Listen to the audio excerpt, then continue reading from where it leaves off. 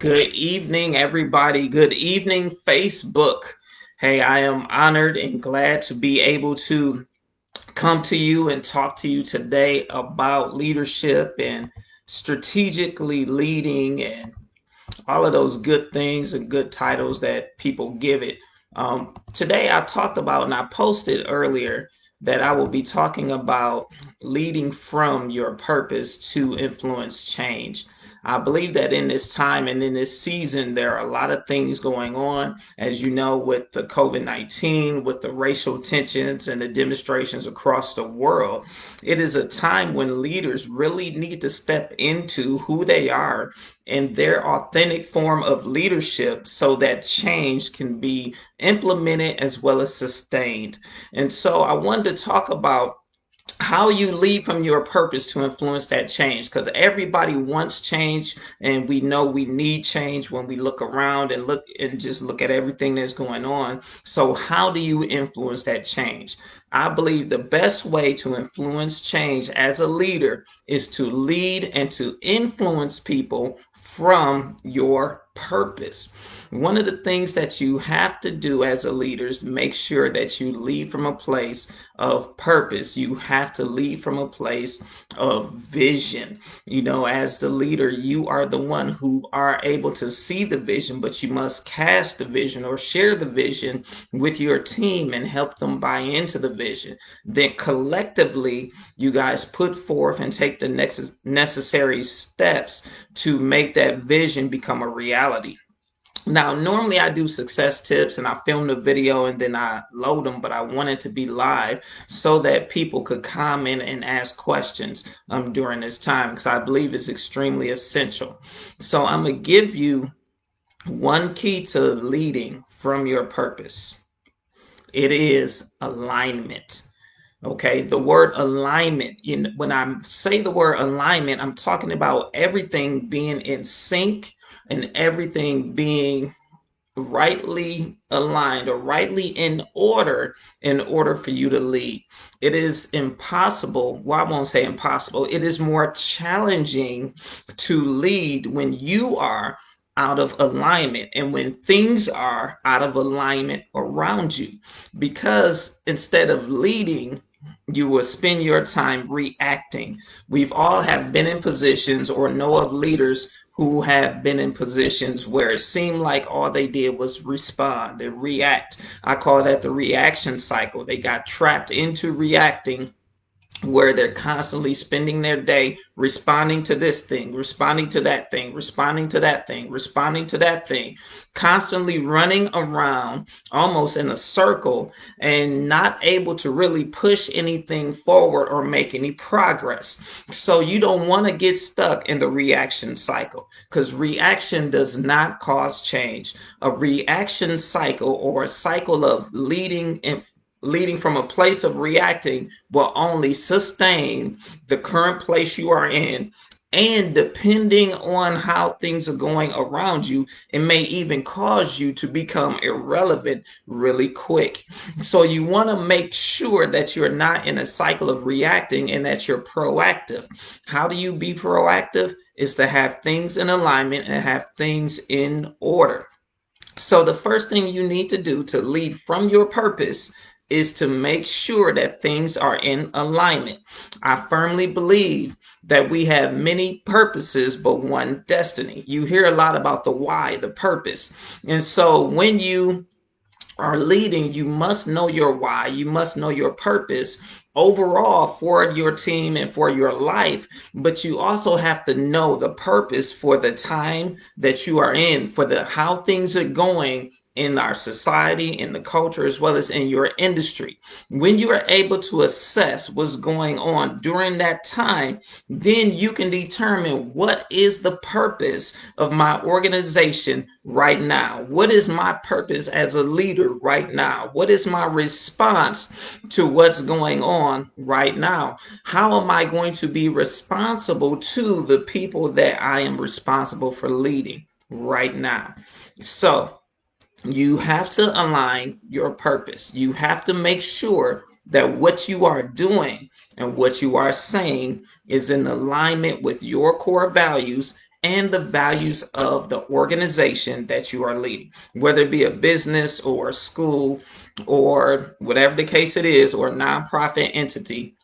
Your values have to align with that organization, and your actions and words in that particular time must align with your values. Now, you can believe a certain thing, you can think a certain thing, but you're going to always lead from that place of what you believe and think. And so it's impossible to really separate that from your leadership, because you don't lead from theory, you lead from practice, and you lead from your heart. So you can read a lot of books on leadership, you can study a lot of material, listen to a lot of podcasts, but until you begin to apply those things and get them in your heart, then they won't become a part of you. As well as when you are leading, it is leadership from your heart. It is not your head knowledge about leadership. It's what principles and practices that you have allowed to become a part of you. So you have to make sure what's a part of you, your values that's on the inside, helps you lead authentically, and that aligns with what you should be doing and what you should be saying in this time as well as in the times to come in the future.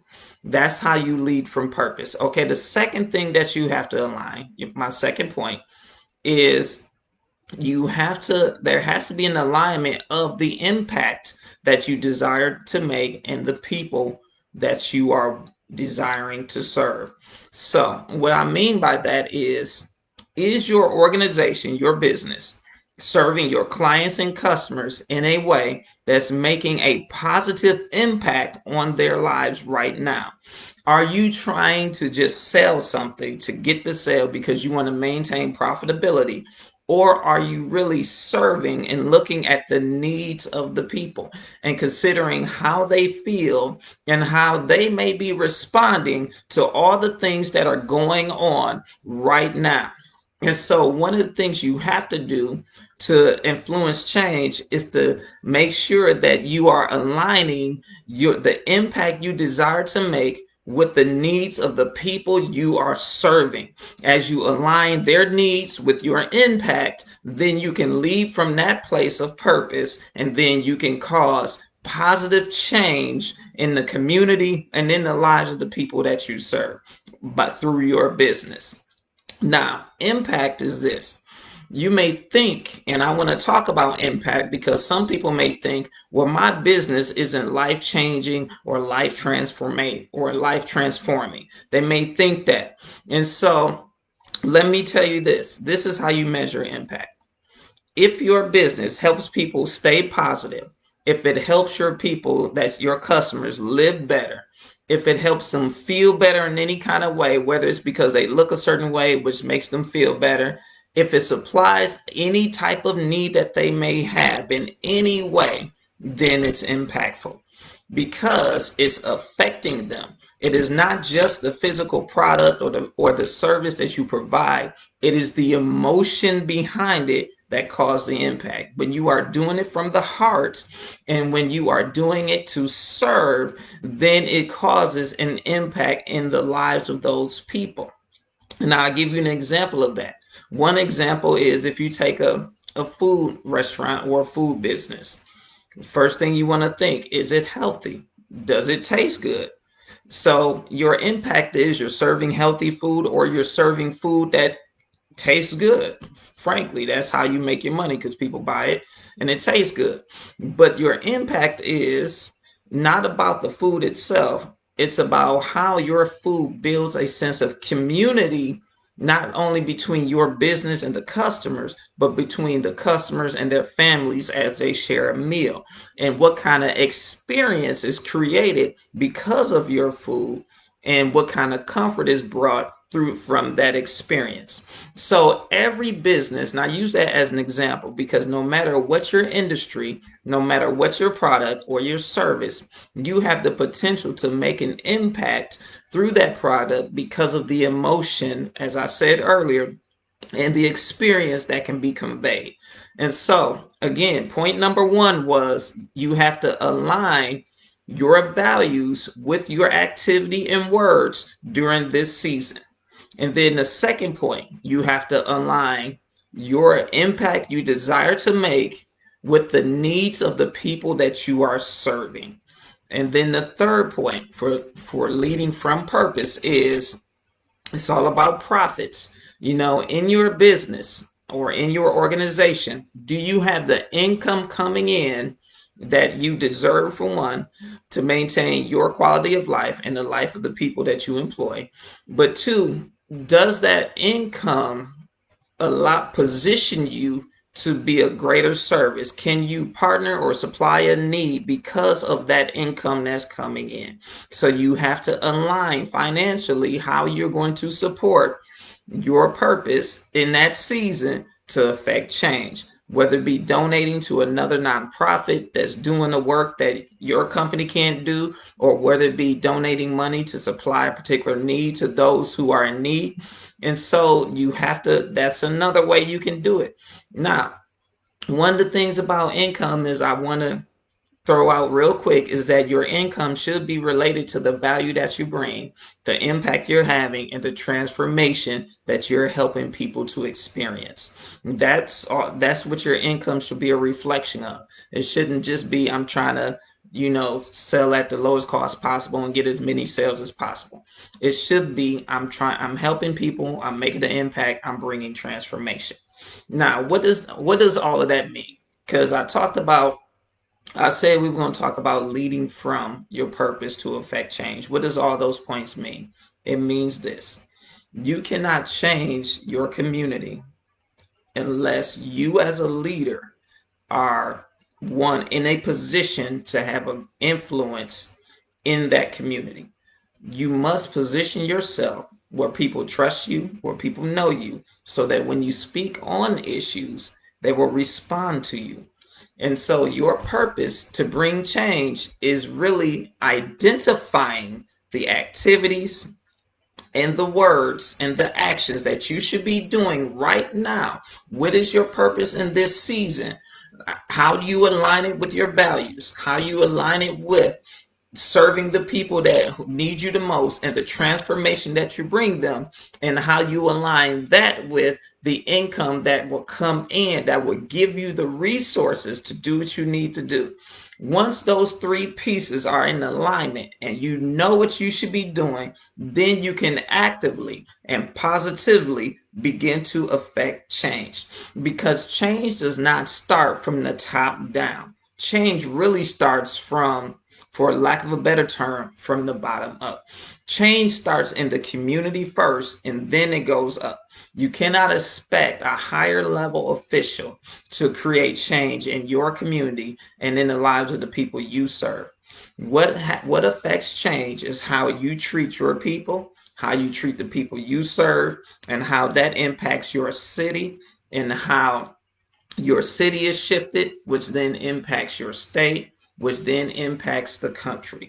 And so I wanted to share those things. And I'm going to talk a little more about leading from purpose, because you can't lead from your purpose when you have not identified what your purpose is. You have to identify, one, what your purpose is in life. What is your life mission? And then you have to lead in a way where the organization that you're leading is in alignment with your personal life mission. And then every action, every activity, every communication should be in line with that life's mission, with that mission of the organization. And as you lead from your mission, you can lead authentically. A lot of times I see leaders who can't lead authentically and don't lead authentically because they're not on mission. They are trying to follow some directive, or they're trying to follow what they think should be the mission and not the real thing. Because I'm going to tell you, when you look at what's going on, it's not about making quick sales, because sales are the result of impact. It's about serving people, bringing impact in their lives positively, and then in exchange, there's a financial transaction. Okay, so I just wanted to drop that because I wanted to take a little longer to explain it than my normal success tips. And then I wanted to do it live to give people an opportunity to jump on. All right, so that's it for this week. I'll be talking more next week. Be successful.